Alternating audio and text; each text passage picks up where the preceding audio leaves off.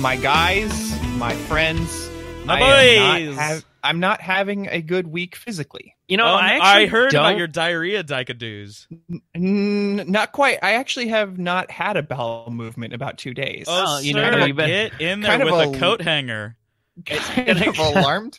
It's gonna come out the top. Yeah. Yeah. No, I made some Vietnamese meatballs and noodles about 2 days ago. Ate it real fast. Yeah. Didn't feel good immediately after, and went, probably not a bad thing, right? That's just Vietnamese food. And then I woke up at 3 a.m. and I threw up a little bit. Was it brown? Was it hard? And then while I was throwing up, was it just poop? While I was throwing up, bit my tongue, so that was good. Yeah. So I am stopped up and I can't talk without sounding like some sort of alien creature. I was watching two little babies, a 7-year-old and a 1-year-old, and then I thought I broke my ankle. Turns out I just sprained it and dislocated it real bad. And then today I was using a soldering iron, and for some reason in my brain it was like, oh, time to pick up the soldering iron. I should probably do it from the metal part. Yeah, metal conducts heat. Yeah. Well, how else are you gonna know it's hot? Yeah, my finger knows it's hot, so I got that going on. So those are my maladies. Mm-hmm. I have no injuries or illnesses right now. I'm doing fine. Oh, you're such a strong boy. Well, you know, I've got a strong constitution.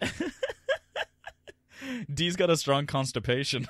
Oh, hey, low hanging fruit. Jeez. Yeah.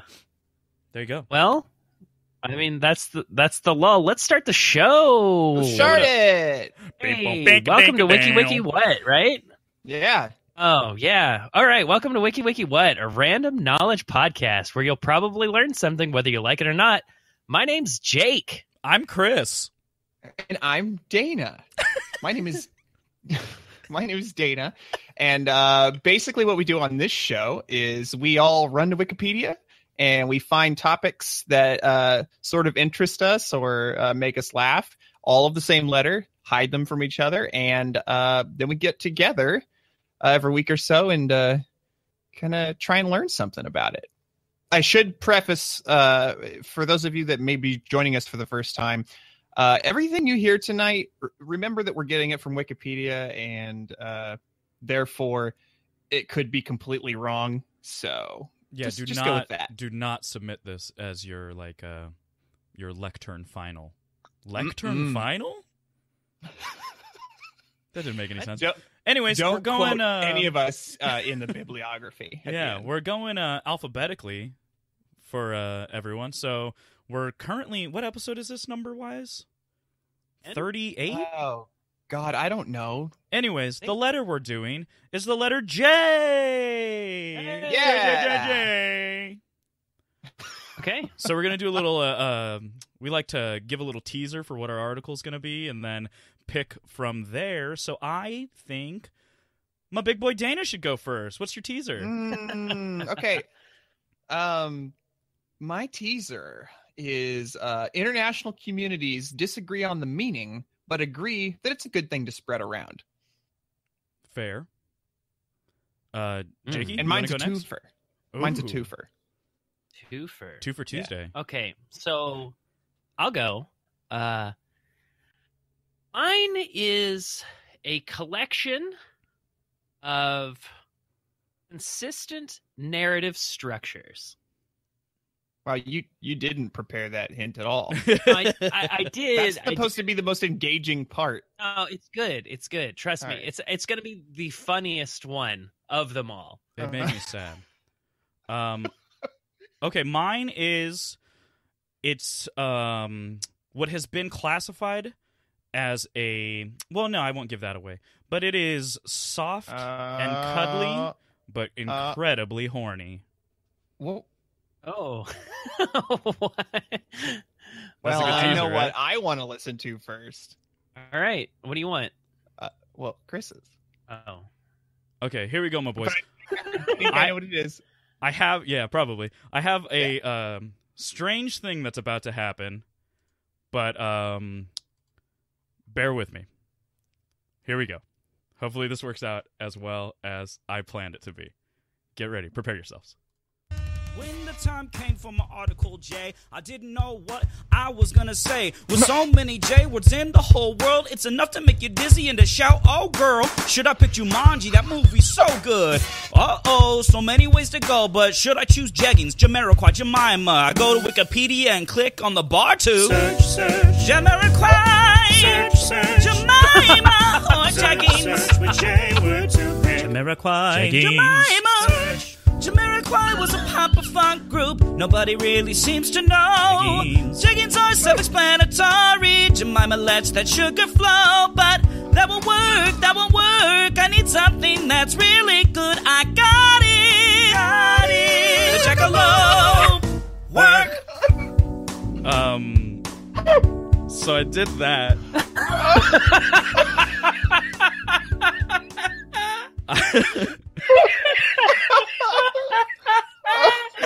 Oh my god!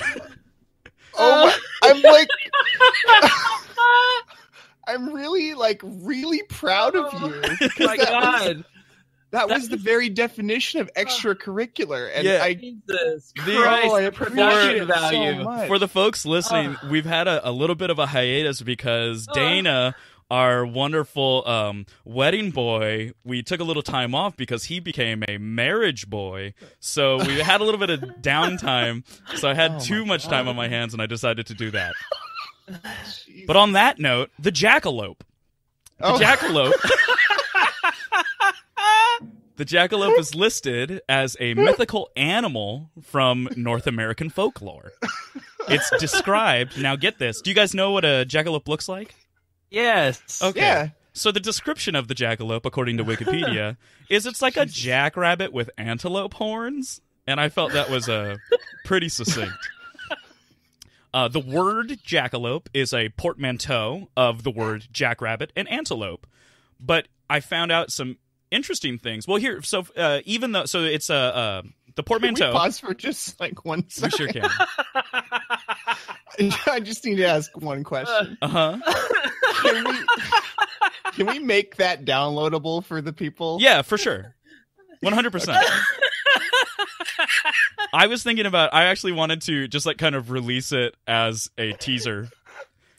Oh my god! Oh, dude. yeah. Chris, Actually, yeah, that sounds like a really good idea. that was Yeah. so good, dude. I learned how to do this, and I was like, I'm gonna do this so much more now that I know how. Oh my god, dude! I love the way you harmonize with yourself. Okay, all right. Continue. Right. Jackalope. Okay, so the jackalope, it's a portmanteau of the words jackrabbit and antelope, even though many of the jackalope taxidermied mounts, including the actual original sample, are actually made with deer antlers. But that's not where the confusion ends, because it turns out, I learned this, that jackrabbits straight up not rabbits at all. And and the pronghorn antelope, which is the only antelope that's in North America, not an antelope. Oh, great. So yeah, Okay. I feel like we're sticking with our theme of science is just whatever you say it is, if it's like the early or like late 1800s. Right. So what happens is jackrabbits are actually hares, and they're a close relative of rabbits, of course, but instead of living in burrows and having their young in burrows, hares actually have their children above ground in shallow depressions or flattened grass nests that they call forms. And young hares have adapted to the lack of the physical protection of a burrow by being, essentially, they're just born like bosses. They're it's called being. Aren't they? Sorry to interrupt. Aren't they like super ancient too? Like their line is a lot older than rabbits. I have like no knowledge of this, but I pray that that's true. That they're just from the beginning of closer. time. They're closer to like the super early mammals. I mean, Ooh. I think there's something called like an old world hare or something is a type of hare, and I think that I don't know. Somebody get on that. Look that up. But so Continue. the babies, they're actually born, and what it's called being precochial. And what it means is that they're just able to fend for themselves soon after birth. So they're actually born with full fur and with their eyes open, as opposed to little baby rabbits, which are born as like little like pink slime balls with their eyes closed and no hair. There's also a term for animals like gazelles that, you know, they're born and they have to run right away. Otherwise, they're eaten by lions. And those are called being fall out, super precochial. And I thought that was kind of cool. And the pronghorn, they are not antelopes, despite them fulfilling the same ecological niche due to parallel evolution, which is just basically similar creatures that they filled ecologically. They were both kind of a prey animal that was a grazer, but because of predators in both of their natural habitats, they kind of just evolved in the same kind of ways. But the closest relative to the pronghorn is actually the giraffe or the okapi. Giraffes, I'm sure you guys are familiar with, but do either of you guys know what an okapi looks like? Yeah, it's the one with like the stripes on its butt. Yes. Right? I wrote down Looks that... like a little elephant kind of thing. Yes, please. No. Explain to me what animals you think mixed to make it. Zebra and like a baby elephant. Okay. Or anteater, maybe? No, Closer? So they don't have the snout thing.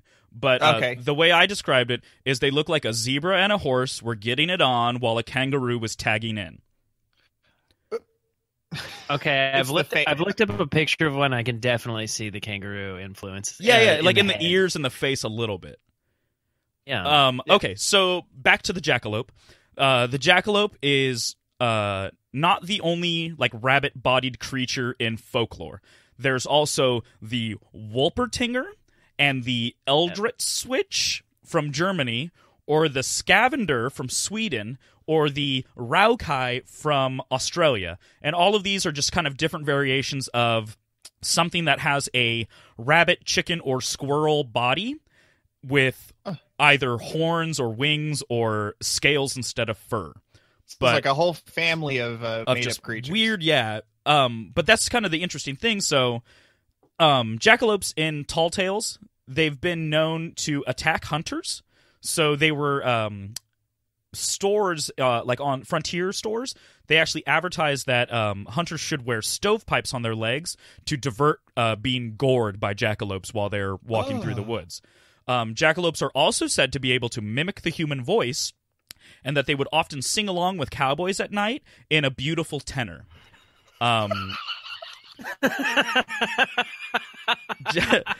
Jackalopes, they're also said to only breed during lightning strikes. Which I thought that's pretty cool. And their favorite beverage is whiskey. There were also, once upon a time, there were some good-for-nothing low-class peddlers who claimed that they sold genuine jackalope milk, but there was actually an article in the New York Times that questioned the authenticity of the claim on the grounds that milking a jackalope is known to be fraught with risk. It's a good idea to question things. Yeah, you're at risk of goring. Well, yeah, you wear the stovepipes while you do it, and you lure them with whiskey.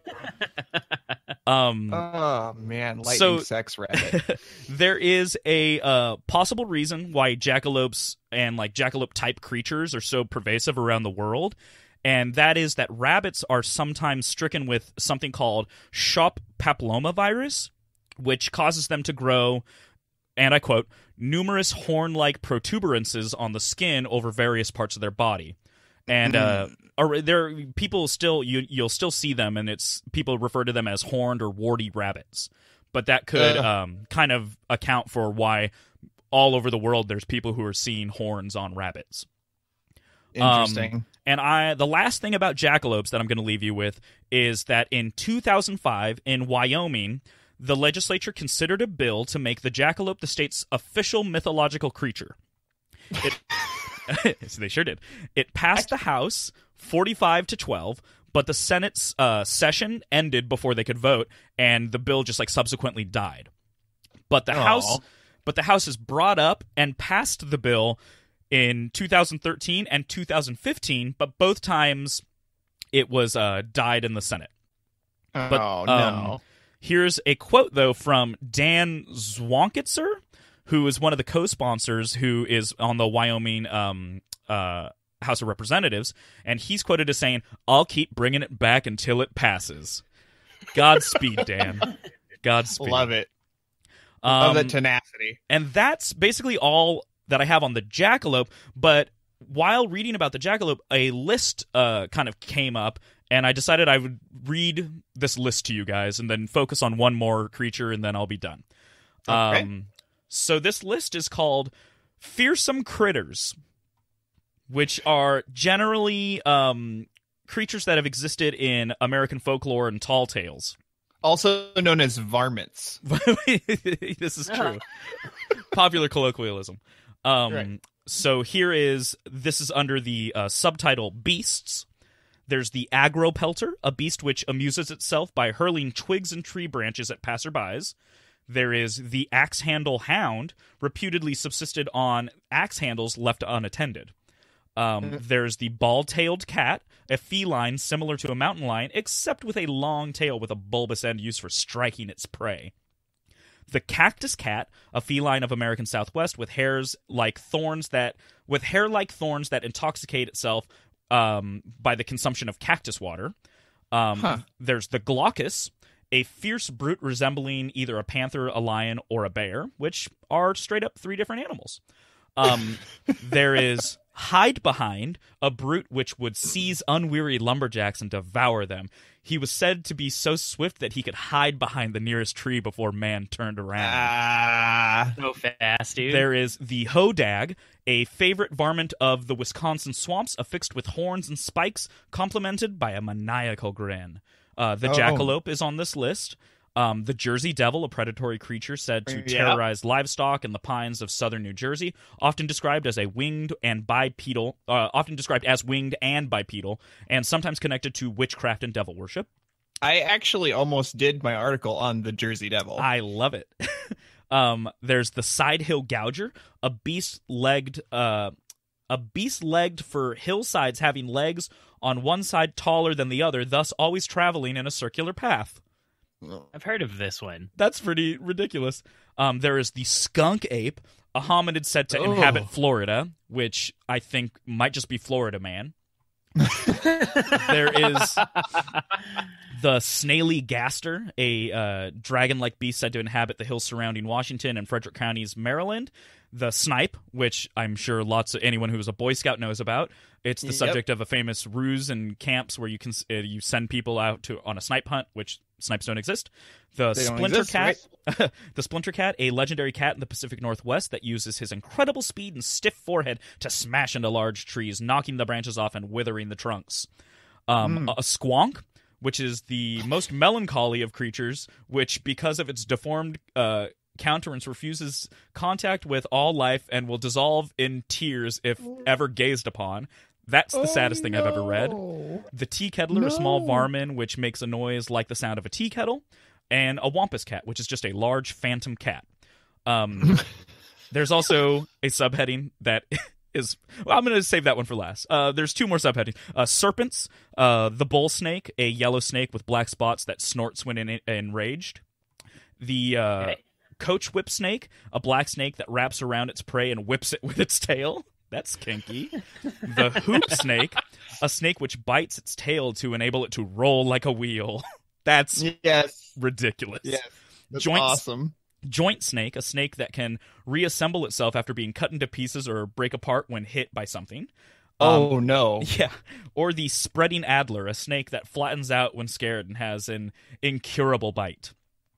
And then there's only one under this subheading, but it's pretty interesting.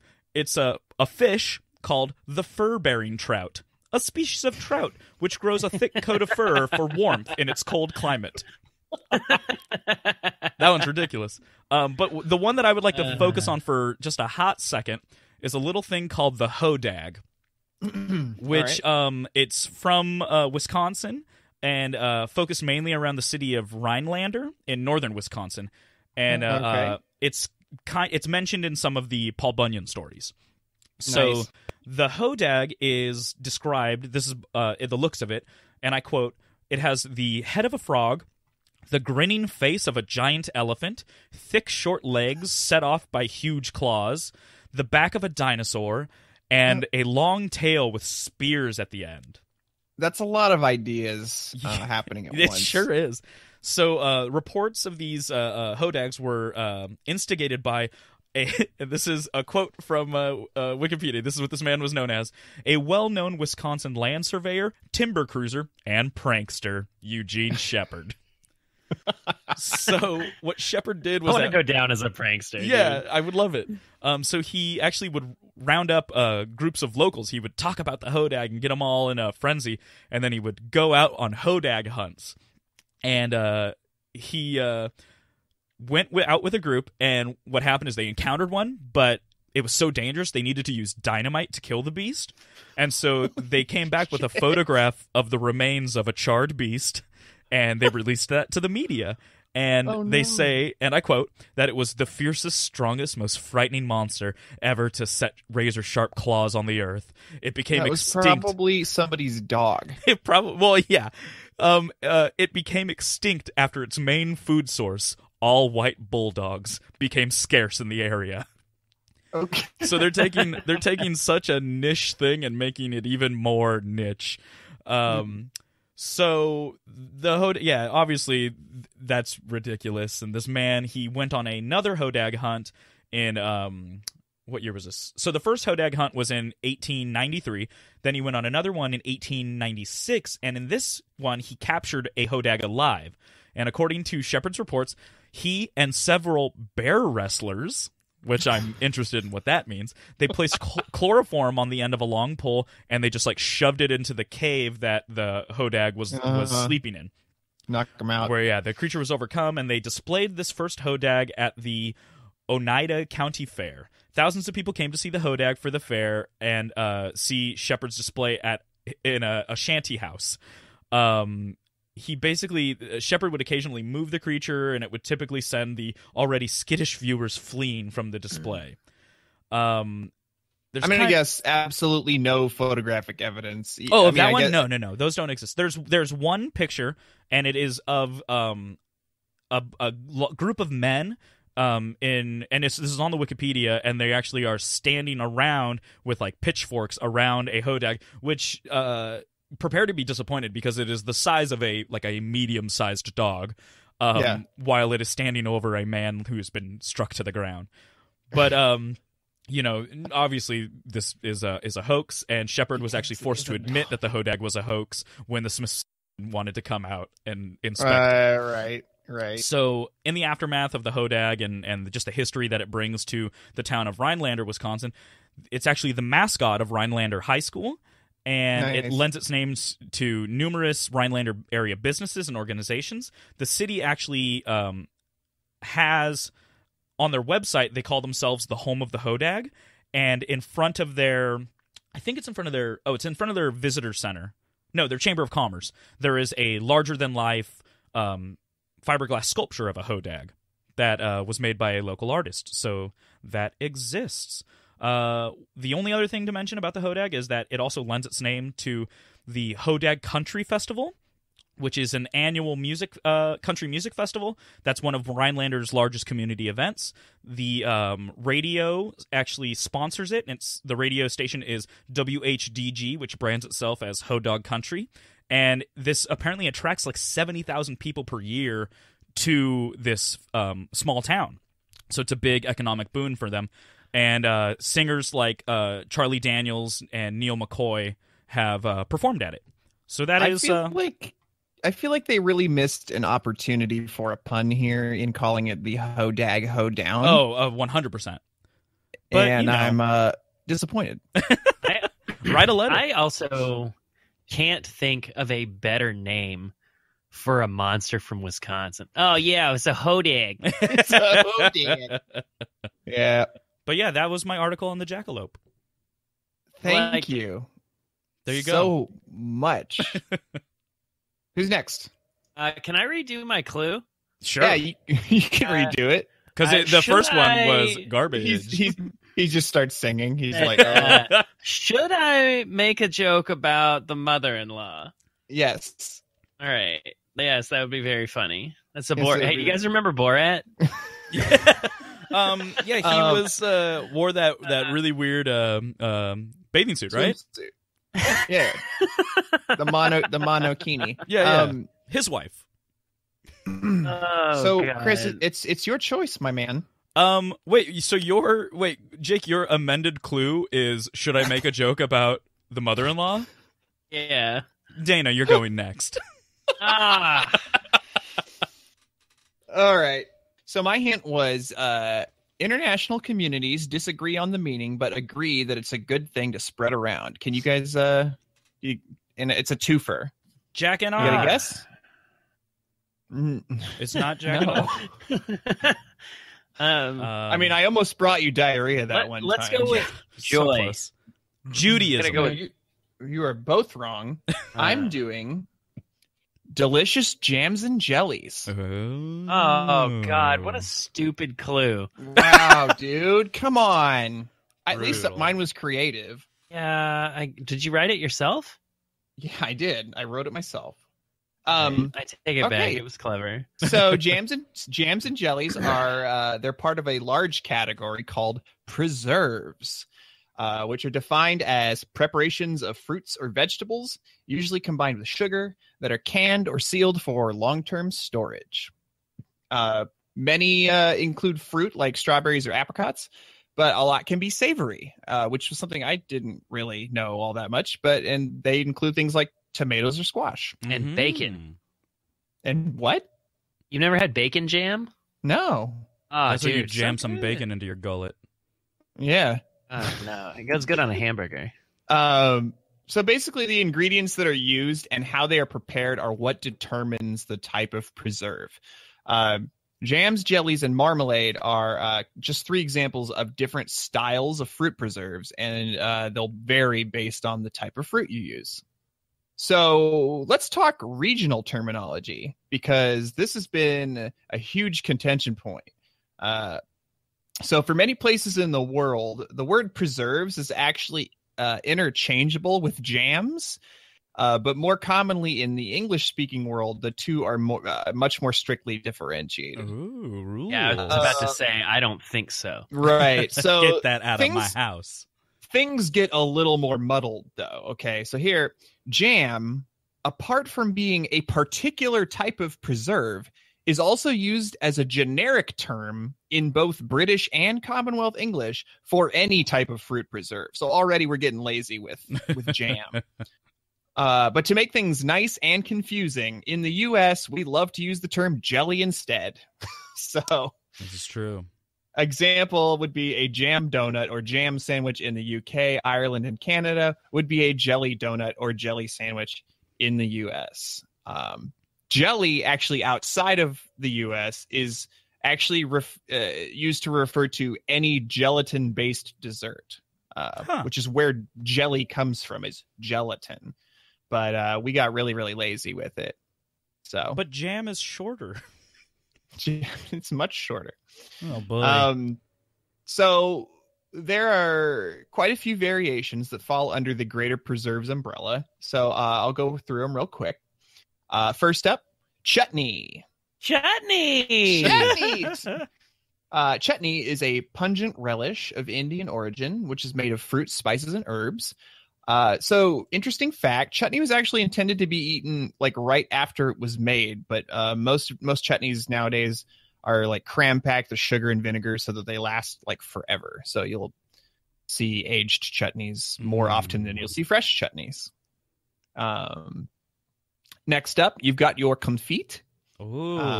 I actually never really gave thought to the fact that confit was a preserve.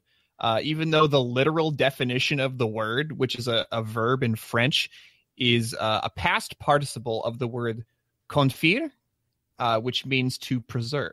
So I did not know that either. I didn't know it at all. I was just looking at a menu that had some. It was duck fries. They were. Yep. They were fries tossed in a duck fat with a duck confit and a duck skin cracklings, and it got my brain a crackling. Wow, that sounds really good. I know. I want to eat it so bad. And if I could fit any more food in my horrible body, I would definitely eat. You're topped off until. Yeah, I'm done. I gotta open the valves. Yeah. Too personal. So it's mostly applied to the preservation of meats like duck, but it can also be used with fruits and vegetables. Most savory confits contain garlic, fennel, and they need some sort of savory oil like olive oil to preserve them. Next up is fruit butter. Fruit butter is generally made from larger fruits like apples, plums, or peaches. And basically the whole fruit is just forced through the sieve or blended right after being heated. And after they're sieved, you recook the pulp, add a bunch of sugar, and you just keep doing that as rapidly as possible and stir it. And it becomes a fruit butter. When you said fruit butter, eat it on a biscuit at Lucille's. Yeah. Yeah. When you said fruit butter, in my brain I was like, what is he talking about? That doesn't exist. And then you said, yeah, it's made out of apples. And I was like, oh, apple butter. Yeah. Apple butter. No, that does exist. I've had it. Yeah. I got you. Oh, yeah. Next up, we've got fruit curds. Ew. So you guys are probably familiar with curds. They're most popular being tart. Lemon, lime, orange, raspberry. Those are very, very common flavors of curds. But can I just take a moment to express how much I don't like that word? Curds. So I kind of just had the same experience Chris had where you're like, fruit curd. And I was like, no. And then you were like, oh, yeah, lemon curd. No, I've had that. Yeah. I have a very clear aversion to this word. And I don't know if it's because it's too close to the word curdle, which I don't like, or turd. It's probably turd in your present state. Maybe like a combination of both. I don't know. Super unappetizing word for something that tastes really good. I immediately associated curd with like poutine, though. Like I was thinking milk curd. Right. That's what I was thinking. Yeah. Yeah. Little Miss Moffat. So to make a curd, you basically beat some egg yolks, sugar, and fruit juice and cook it all together until it thickens up. There you go. That's a curd. Which brings us back around to jam. Jam typically contains both the juice and the flesh of the fruit or vegetable. While we're on the topic of words that I'm totally not down with, fruit flesh is pretty high on the list.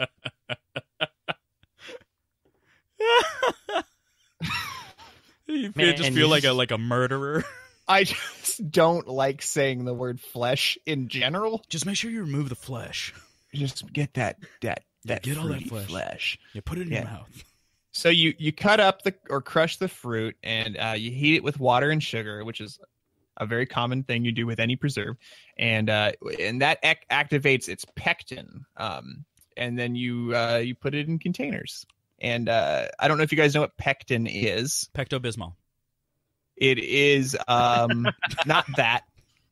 It is it's just a biopolymer that's found in nature in like the cell walls of plants, and it's used a lot in gelatins and like tons of stuff. Like they use it in the medical field a lot for kind of like for transvaginal mesh. I'm pretty sure I just made that up, so don't try to agree with me. For adhering bandages and that, the pectin will just kind of like naturally degrade away and stuff like that. So that's pectin. Huh. A good jam has the following qualities: a soft, even consistency, no distinct pieces of fruit, no thank a you, bright color, a good fruit flavor. Yeah, baby. And a semi-jellied flavor that is easy to spread but has no free liquid. That one was too long. Dude. No, I definitely agree with the no free liquid, dude. When you open up the strawberry jam and it's wet, not a good time. Not a great time. I'm weirdly like I think it's just because I prefer like a natural peanut butter. So I'm like, yeah, I want everything separate. I want to work to make this delicious. I want to shake and stir it until it's a consistency I can deal with. Right. So I'm on the opposite side with my jam preferences. You just want it wet. I want a wet jam. You want it wet and wild. You're going for like fruit on the bottom. When I make my list of top 3 jams, it's a real wet jam. When Aaron Carter puts it in the hoop like Slam Jam, and then Space other Jam. jams. Yeah, Space Not Jam Space probably. Jam? Yeah, Space Jam's in there. So next up, jelly.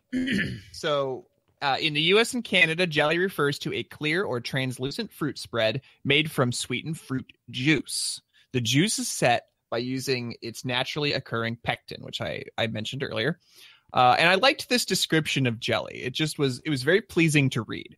Good jelly is clear and sparkling and has a fresh flavor of the fruit from which it is made. It is tender enough to quiver when moved, but holds angles when cut. You know? That was a very sexual explanation of jelly. Well, I was down with it sounded like a beautiful sparkling sea, with like the sun setting. And jiggled and you were out. I was like, no. Well, would it make you feel better if I moved on to marmalade? Yeah, I love Freedom Lady marmalade. Yeah. Or Creole. What am I saying? Marmalades are made from the juice and the peel of citrus fruit, boiled with sugar and water, and it's distinguished from jam basically by the usage of fruit peels instead of fruit flesh. And now I am a fan of orange marmalade. Yeah? Yeah, I love it. It's my favorite thing to put on toast these days. Oh. Well, did you know that there are other flavors of marmalade that you might want to try, like lemon, lime, grapefruit, mandarin, or bergamot? What's I didn't bergamot? know that. I don't know what a bergamot is. I'm gonna go or if get- that's I don't know if that's how it's pronounced either. It's some other kind of orange. Some other kind of citrus. Can we all just take a vote right now and agree that lemon is the best? Lemon marmalade? Like just No, lemon just everything, lemon. period. Yeah, I love it. It's my favorite flavor of Lemon everything. is pretty pleasing. Yeah, as I've grown older, I have like a really big thing for lemon desserts. Like I'm all about them. Lemon bars. That lemon meringue. Ooh, if you want to get me into a weird truck in a dark alley, put some lemon bars in it. I do want to do that. It'll happen. You should have a conversation with Steph. She loves lemon desserts, and she'd probably be happy to make one for you. I am in. Okay, I'm gonna call her right now. Stop the podcast. Everyone stop. So I've got a list of preserves from the world over here, and I wanted to share them with you. Oh yes. So there's some examples: almond jelly, which is a sweet dessert from Hong Kong. Ooh. Coffee jelly is used in a lot of desserts in Japan. I don't know so much about that one. That's the stuff that they put in the bottom of your drinks from the boba place. Oh, is it really? Sometimes, if you ask for it. I thought it was tapioca. Well, they put coffee jelly in it too. Okay. One of our personal favorites here in the U.S., cranberry jelly, goes great with Thanksgiving. Mm-hmm. And it isn't actually Thanksgiving unless that cranberry jelly slides out of the can and keeps its form. Yeah. It's the sign of a good jelly. Yeah, I want to see those ridges, baby. Ruffles and cranberry jelly have ridges. Yeah. Grass jelly, very interesting. Excuse me? It's grass jelly. Is served in drinks in China and Southeast Asia. Not sure how it's made. Didn't delve further. Made of grass. There's something called Hitler Zalana. Excuse me? Hitler Zalana, which is a dense fruit jam that was actually eaten by Hungarian troops during World War II. There you go. It was made from mixed fruits such as plum and sold in brick-shaped blocks. Oh, gosh. Which sounds just so harrowing in itself. Like, Do they still call it that? I guess. Right. Well, we still call it a Hitler mustache. Good point. Jake, you might know about this one actually. Mayhaw jelly? Nah.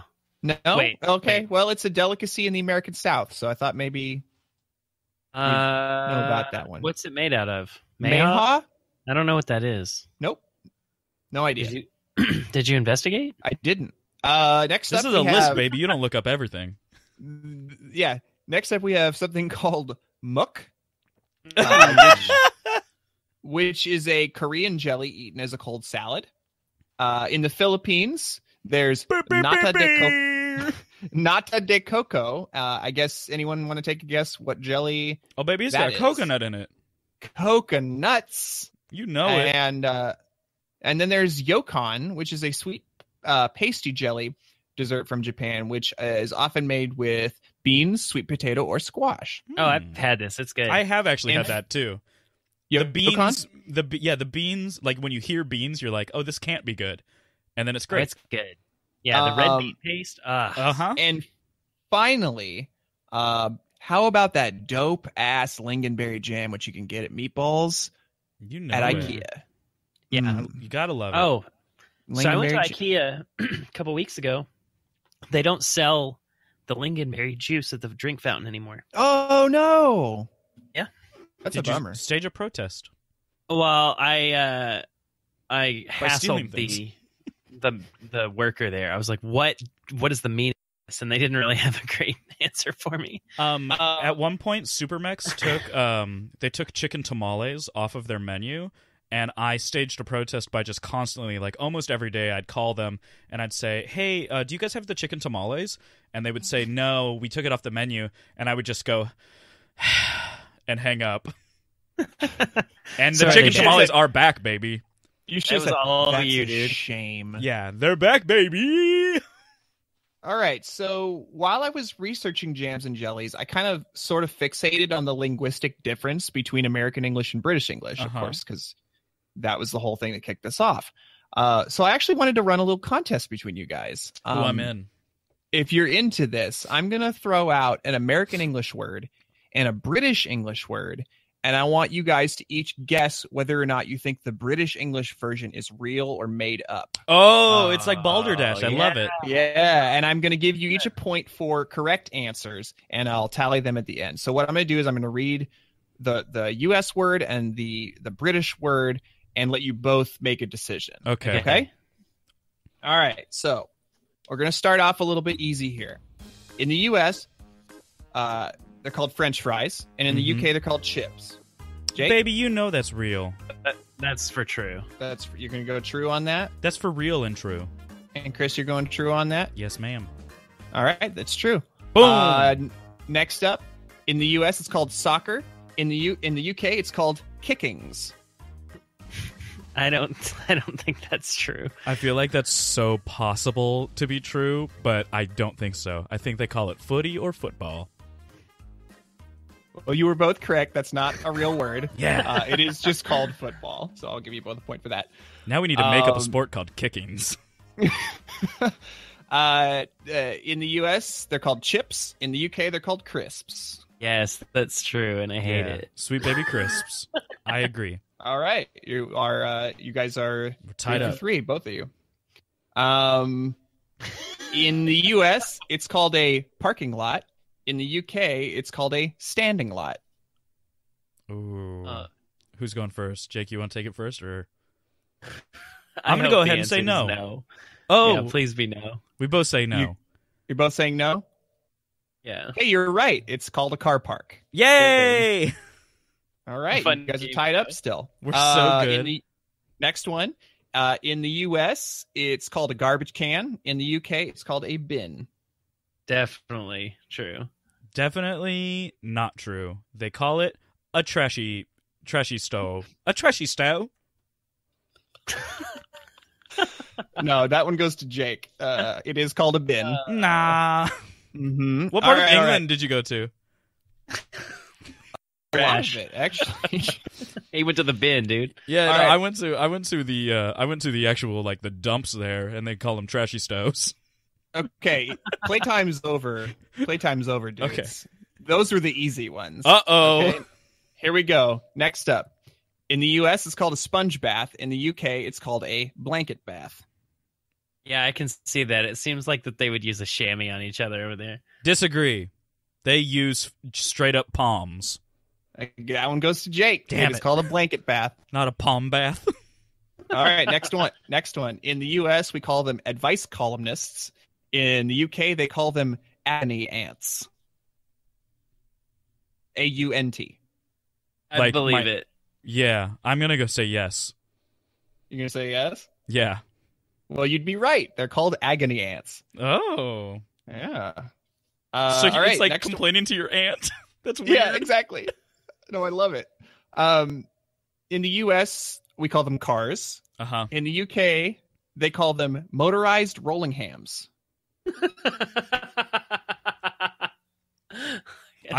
Be right. I'm gonna say yes because in my head I was thinking of what was the most British thing they could call a car, and I was like, a 4-wheel ride around. Okay, so Jake, you say it's not real, and Chris, you say I say real. It can't be. Please true. be real. is that your answer, Jake? Yeah, no. All right, Jake got it again. It Damn! is not a real word. I have such high hopes for how whimsical they are. They call it a loo. All right. Next one. Here in the U.S., we call them fanny packs. In the U.K., they call them bum bags. I say yes because they can't call them fanny packs there. Yeah, I'm gonna go with yes. You are both correct. Yeah, because fanny means something very different there. In the U.S., we call them drugstores. In the U.K., they call them chemists. Yeah, that sounds true. That is true. No. They call him a druggist. I'm gonna go with no. I've seen somebody go to a pharmacist on Black Mirror and they called it a chemist. All right. So, Jake, I'll say no. Okay, well, it is correct. They call them Ooh. chemists. Little baby man. Chris is making a comeback. All right. So in the U.S., we call them sweaters. In the U.K., they call them knittity-wittity sheepity sleepities. Oh, God, that sounds so British. It has to be right. But it's wrong. Jake? I'm gonna go with no. That's not right. So you both say wrong? Yes, it's wrong. All right, you're both correct. They're called jumpers. Mo jumper. I hope Yeah. we have British listeners and they are just livid with me. Okay, next one.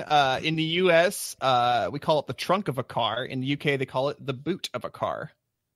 Yes. Homeboy, I've been driving a Mini Cooper for how many years? I know it's the boot. All right, you guys both got that one. All right. Okay, how about this one? In the U.S., we call it tic-tac-toe. In the U.K., they call it noughts and crosses.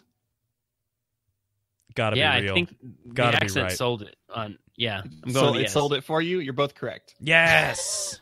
An escalator in the U.S. And in the U.K., an upsy stairsy. I feel like one of these has to be real at some point, so I'm gonna say yes. I want to go with no, please. It's not a. Damn. Upsy stairsies. Because it didn't rhyme or whatever. Right. It's not that like proper British It's slang just where they called call it- like it's just called an escalator. where they call like the street the frog. Right. Right. So next one I got here is in the U.S. we call it a two-way highway, and in the U.K. they call it a dual carriageway. Yes. I say no. I say they for some reason call it an interstate. Nope. Jake is correct on that one. Because it was yes because they still call it a carriageway, but nobody drives a carriage. They're ridiculous over there. No, they should call it the All right. interstate. All right, here we go. They don't have states. That's We're what they get- call we're it in getting- Florida. We're getting into like super hard territory. Okay. Ready? Yeah. In the U.S. we call it the second floor. In the U.K. they call it the first floor. True. I think they call it the uppy floor. So What- no to all things. Jake's got it again. Damn, I should move to England. I got this. Yeah, you'd fit right in. All right, Right. here we go. In the U.S., we call them sprinkles. In the U.K., they call them hundreds and thousands. Yes. Please Both be got yes. it. They call them hundreds and thousands. Do they really? Oh, yes. Are they saying that AKA. all the time on Great British Bake Off? They must be. Oh, Jimmy's. I got to start watching And I that. love it. It's so whimsical. Over here, we call them burgers. And over there, they call them beef Wellington ensemble with lettuce. That can't be right. I'm going to go with no. You guys are both correct. They're just called burgers. Over here, we call them strollers. Over there, they call them push chairs. No. I want that to be true. No, that's like a wheelchair's a push chair. I say no. Jake? No, I don't. I think they call them buggies. No, they are called push chairs. What? Yep. I really should have pulled the trigger on that one. Put the baby in the push chair. All right, here we go. Couple more here. This is like lightning round here. Okay. Over here, we call them keyboards. Over there, they call them hoity-toity tippy typers. Gotta be true. So I'm pretty sure someone has called it that before. Yeah, I'm gonna the go British with people. No. Yeah, every British person. So Jake, no. Chris, yes. Yeah. No, that's not a real thing. England, step your game up. All right. The last one I'm going to give you is over here we call them like a marked crosswalk. In England, they call them wiggly walkies. Yes. Yes, please be yes. You're both wrong. They're called zebra crossings. Get out of here, England. No, I don't know. What did you I say? don't know. Wiggly walkie? Wiggly walkies. In it. Okay, that's it. Jake, you are the winner with Right. 18 points. And Chris, you had 12. I was going to say, not very many. All right. That's it. There I'm you done. go. Wait, is that the game show? Is it over? Yeah, I'm actually gonna even put some music behind that to make it a little bit more Ooh. exciting. All right, what do I win? I get like a big old kiss, I guess. Oh. I've been getting a lot of those lately Mm-hmm. From Mary Poppins. from Mary Poppins. All right. Okay. Let's move So on. I guess it's my turn now. Yeah, let's go with your terrible clues. So my topic is called the joke cycle. Okay. Okay. All right. So a joke cycle is a collection of jokes about a single target or situation which displays consistent narrative and the same type of humor. So some well-known cycles of jokes are elephant jokes, which use nonsense humor, stuff like, why did the elephant paint its toenails red? To hide in the cherry tree.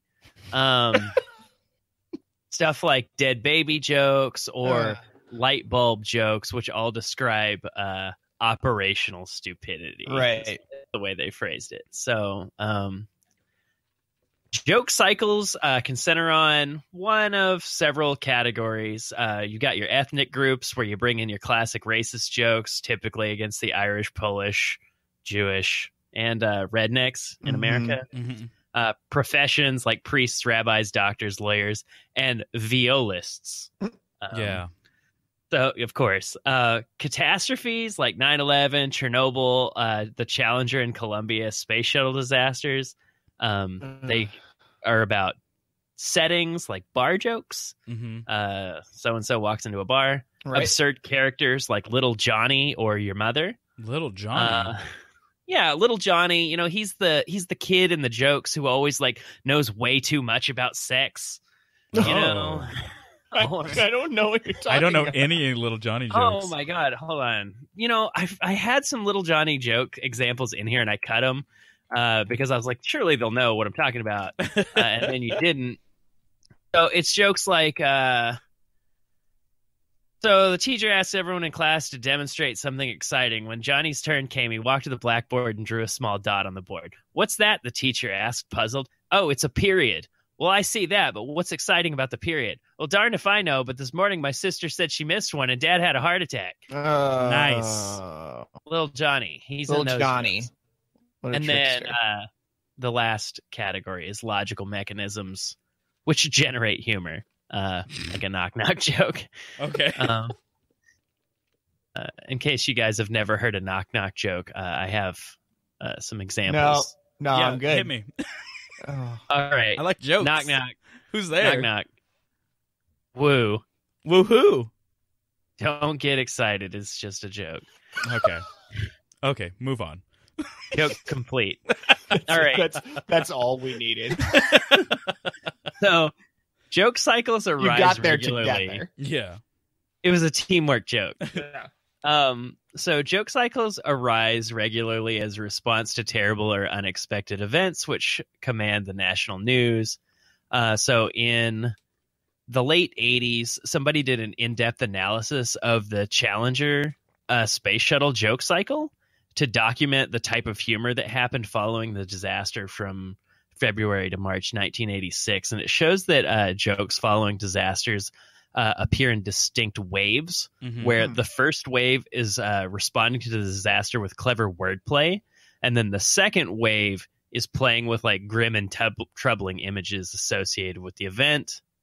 So the primary social function of disaster jokes appears to be to provide closure to an event that caused communal grieving by signaling it was time to move on and pay attention to more immediate concerns. So it's I like, can see yeah, that. that sucked, but let's joke about it and move on to the next terrible thing that's going to happen, which was inevitably the Columbia disaster. Right. All that said, the things I'm going to focus on tonight are ethnic jokes, viola jokes, and of course, your mother. So I found this page She is very fat, Jake. She really is, and gross. So I found a page while I was doing research about this called The List of Ethnic Slurs. It's on Wikipedia. Oh my goodness.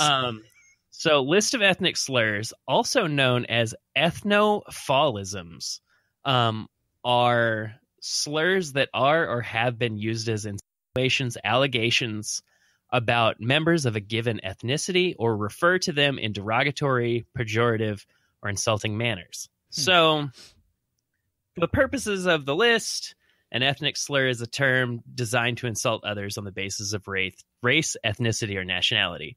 So, I went through the list and I picked out some of the ones that I thought were the funniest. So, let's go over those. Dana, I'm just kidding, man. I'm but holding my breath over here. I know you were like, this is where? happening. He's like, where are we going with this? I'm just kidding. But I did think this was a really good spot to talk about another page that I found, which is called the joke template. So, a joke template is a meta joke that is a sarcastic jab at the fact that some jokes are refitted, often by professional jokers, to different circumstances or characters without significant innovation in the humor. So. Right. Joke templates are used a lot for racist humor, and I have 3 examples of joke templates. So 3 people of different nationalities walk into a bar. 2 of them say something smart, and the third one makes a mockery of his fellow countrymen by acting stupid. Right.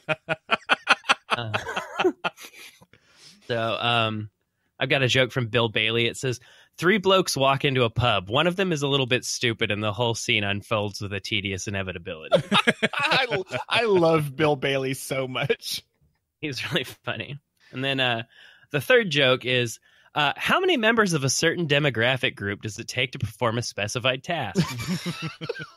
A finite number, 1 to perform the task, and the remainder to act in a manner stereotypical of the group in question. These are much funnier as templates. I know. Good stuff.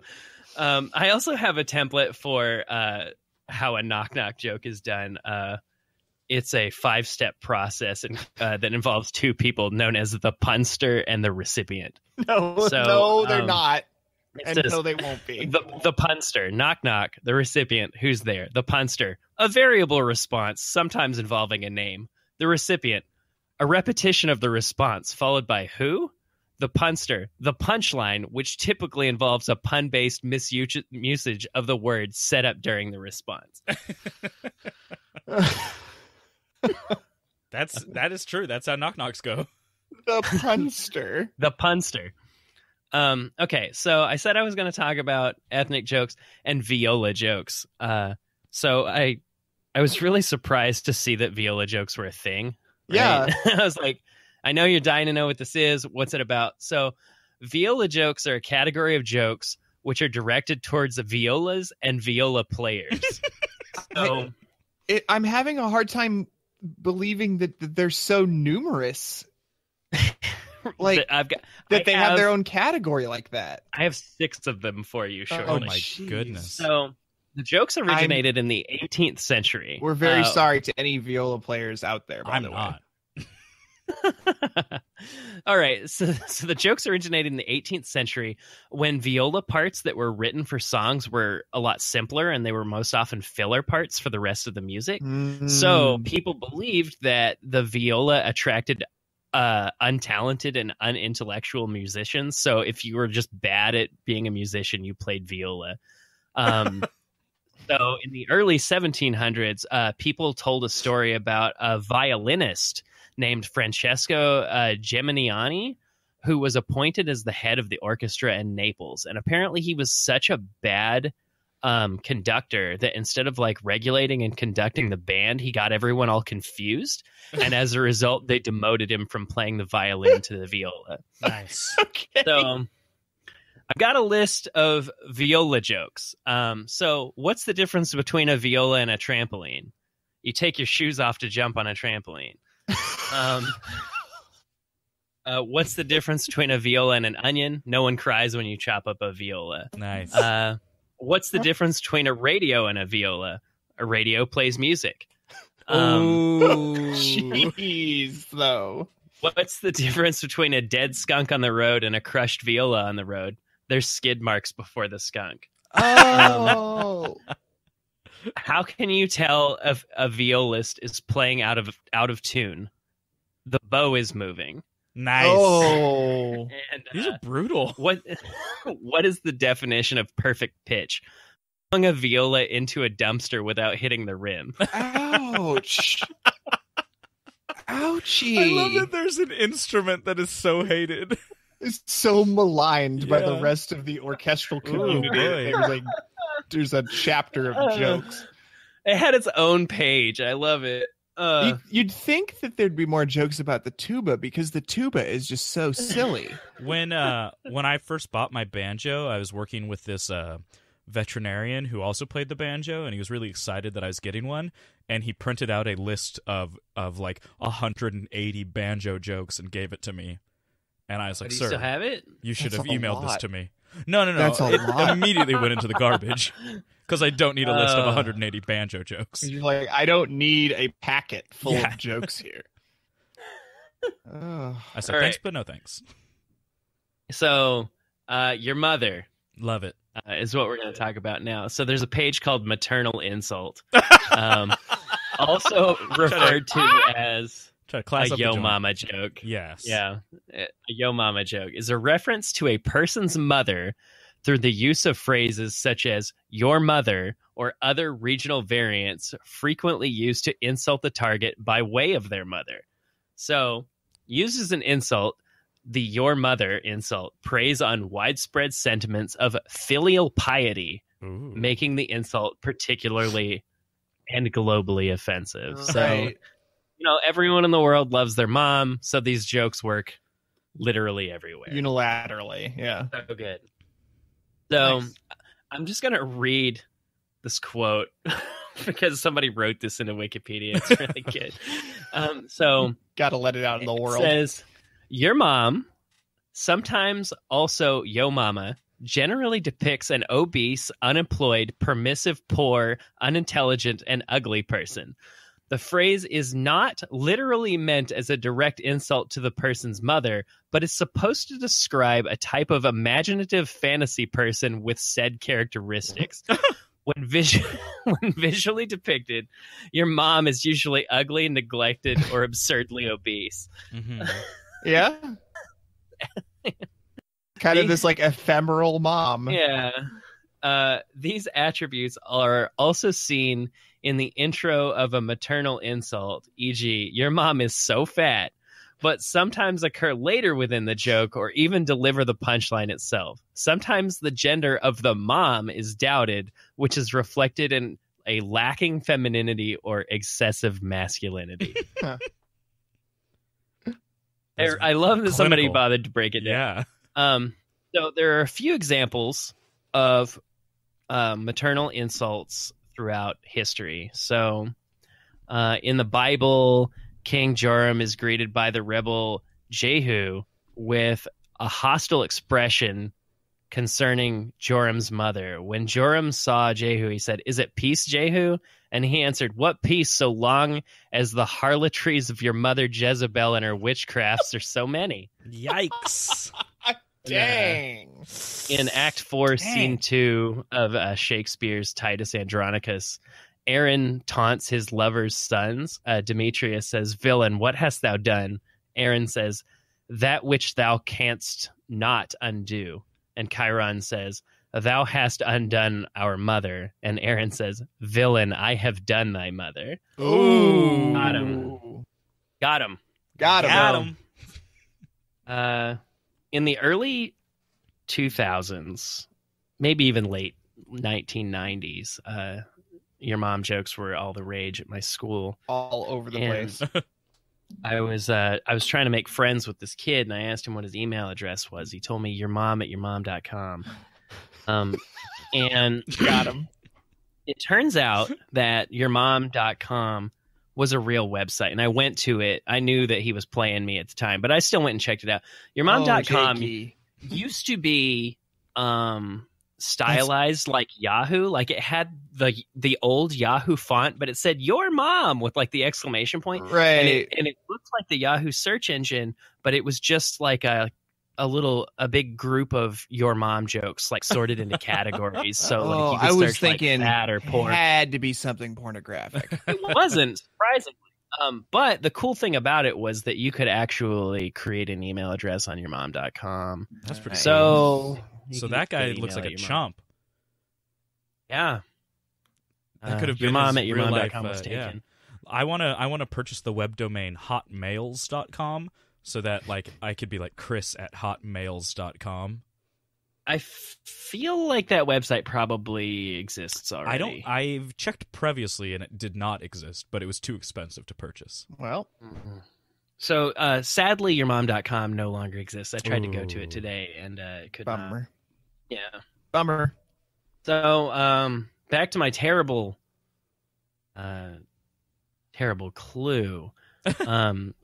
Humor and jokes about one's mother-in-law, the mother of one's spouse, are a mainstay of comedy. And the humor is based on the premise that the average mother-in-law often considers her son-in-law to be unsuitable for her daughter, Right. and usually includes the stereotype that mothers-in-law are generally overbearing, obnoxious, or unattractive. Nice. Nice, right? Get him. So that was my Borat. Very nice. So there's evidence that these dates about or jokes about mother-in-law date back to Roman times. Nice. Of course they do. Yes, Satire 6 states that one cannot be happy while one's mother-in-law is still alive. Ooh. Oh my god. So much like mother jokes, your mother jokes, mother-in-law jokes are pretty universal too. A lot of them are very easily translatable into other languages and are understandable in most European cultures where marriage is common. So, Pamela Cotterill did a study where she interviewed a bunch of mothers-in-law about mother-in-law jokes. And she was like, "So what do you think about these?" And the general consensus was that they tended not to be upset about the jokes because they seemed so far-fetched that they didn't apply to the mother-in-law that Right. was being interviewed, but they didn't find them funny. Cotterill also found that the daughters-in-law didn't find them funny either, largely because they saw that one day the jokes could be applied to them.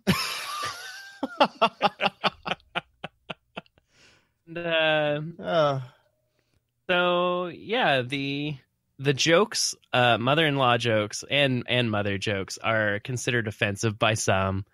A widely reported case is that of a borough in London where a leaflet called Cultural Awareness General Problems advised against using mother-in-law jokes, and states that mother-in-law jokes, as well as being offensively sexist in their own right, can also be seen as offensive on the grounds that they disrespect elders or parents. Stick it to the old man. That's literally everything that I have here. Can I tell? Every Can I line. tell a short story about your mama jokes?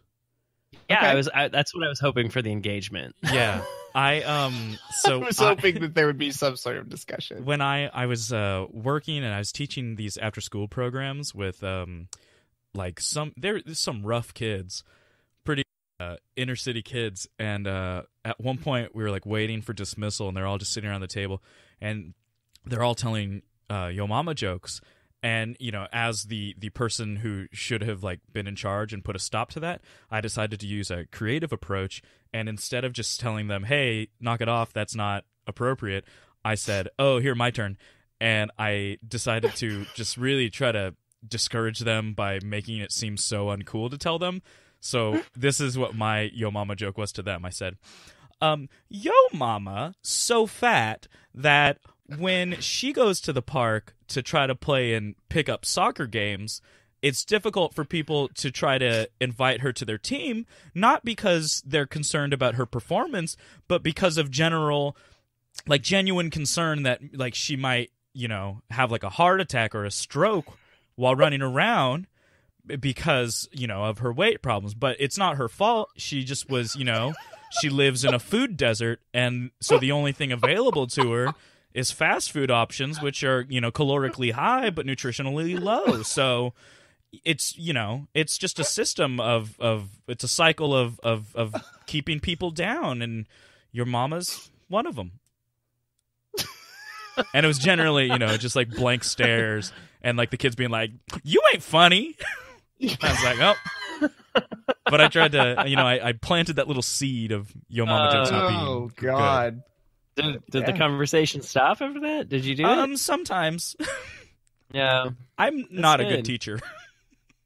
All Yeah. right. Well, Wait, hang on. Wait. what- All right, take us out. all right. Well, that's going to do it for us, everybody.